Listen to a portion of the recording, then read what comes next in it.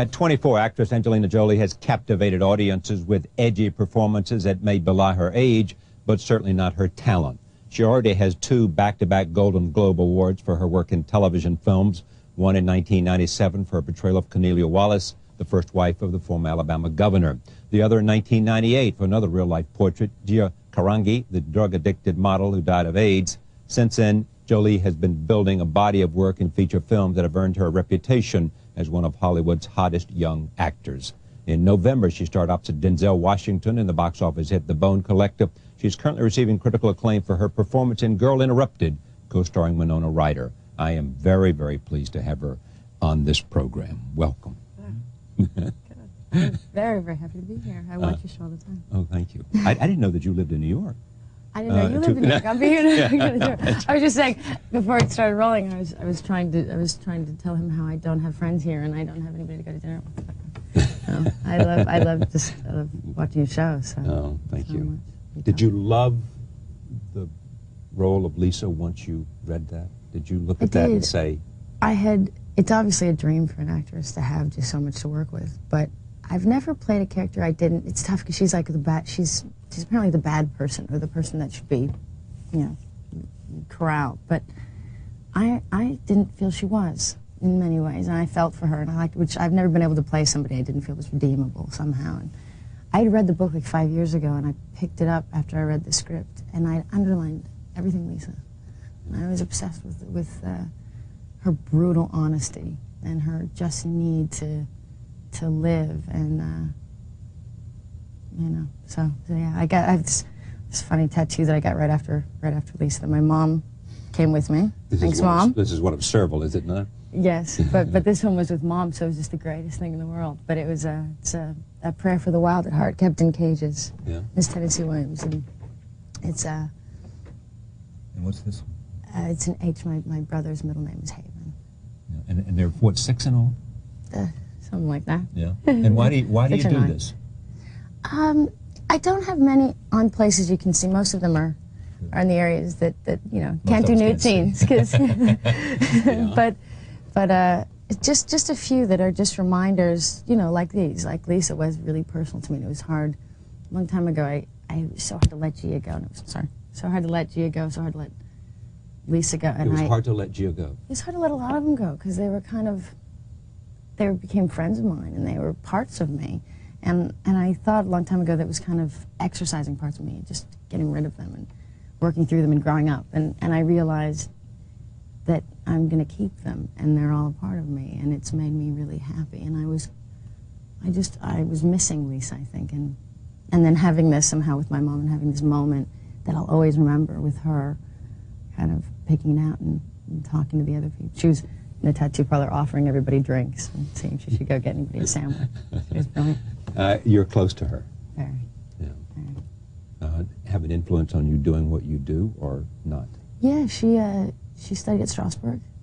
My mom got married, met my dad when she was 20, and she had children, and then they separated 25, and so she was, my dad, it was great. They had an agreement that really he wanted her to be a mom, which is like not given enough credit for a really hard job. And that's she's done with me. She's raised me, my brother, and my dad's always been there. Always been never not in my life. But because he was an actor, he had to be away. Yeah, and so she tried to study after when we were little kids, and we always wanted to be an actress, but never had the career because she was raising us. But she raised me in that kind of really free way where she'd always, she used to have this thing when I'd cry and she'd say, "Let me see your soul." And I used to love this. So I had this kind of, whenever I'm sad, I'm reaching out to everybody going, "See, I'm in pain." So, what are you saying? What are you thinking? What are you feeling? And so. But has being an actress been almost therapeutic then and cathartic for you? Yeah. I mean, you can invest, you can both find parts of yourself through giving expression. Yeah. I had done The Bone Collector before Girl Interrupted, and she's so kind of reserved, and she's so from the heart. She's somebody I admire, Amelia, that character, but she wasn't free, and she was obviously going after these people that had maybe these impulses or were sinners or the bad people, and she didn't know how to make people laugh, didn't have a sense of humor about herself, and then I broke out and was able to breathe with Lisa, who, you know, sociopaths usually become serial killers.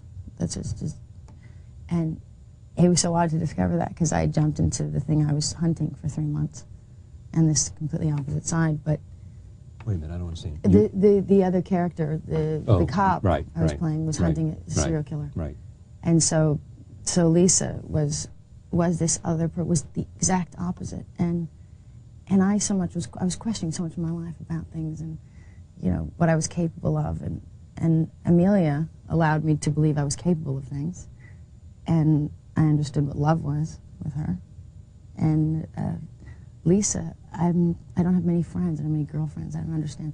Just understanding the world. You as a human being don't have many girlfriends. Well, I'm not in really one place enough time to be kind of a really great friend, I think. I mean, I'm a great friend to, obviously, I have a few to everybody. I'd like to be friends with everybody. So, but Lisa, she has this energy and this fire. And there are a few people that obviously are turned off by her and very, you know, but there are a few people that have come up to me and said, you know, she just had this, you know, there's a fire that I like to see in people, and I like to encourage it. So I don't judge people, so I don't think they judge me. So I have this freedom of, I think we're all a little crazy. We all, you know, make fools of ourselves. We all. I'm not very judgmental either. I'm just so it makes you just completely free. Yeah, exactly. I mean, I just this notion of wanting it.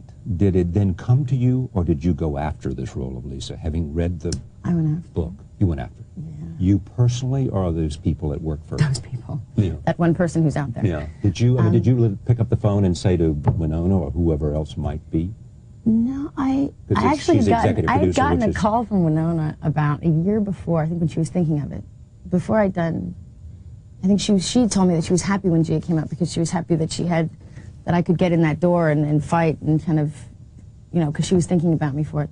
But I got a call one time ago from Winona Ryder about this thing, and I thought it was a prank call. I was so sure, and that somebody was calling me. I was like, Winona Ryder. Sure. And then I called her, and I didn't know what, you know, but I didn't, you know, she was in the process of it, and she was telling me she really couldn't be so she was going to step back and let the director and the producers really pick the actress, and that she, you know, couldn't really decide. It was too.